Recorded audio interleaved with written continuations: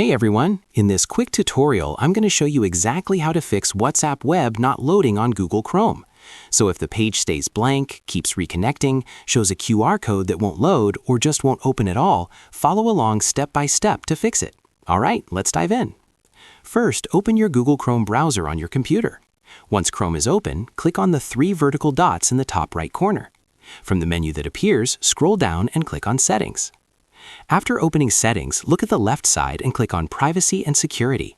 Then choose Third-Party Cookies, and after that, click See All Site Data and Permissions. At the top of the page, you'll see a search bar. Type WhatsApp into the search box. When WhatsApp appears in the results, click the trash icon next to it and press Delete. This clears corrupted cache and site data that often stop WhatsApp Web from loading or connecting properly. Now we need to check your extensions. On the left side, click on Extensions, then disable any active extensions, especially ad blockers, privacy blockers, or VPN extensions. These can block scripts and prevent WhatsApp Web from loading correctly. After that, close the browser completely and reopen it. Go back to WhatsApp Web and try scanning the QR code again to log in. If the problem still appears, open WhatsApp Web in a different browser and try logging in there. If it works in another browser, that means the issue is likely caused by Chrome settings or extensions.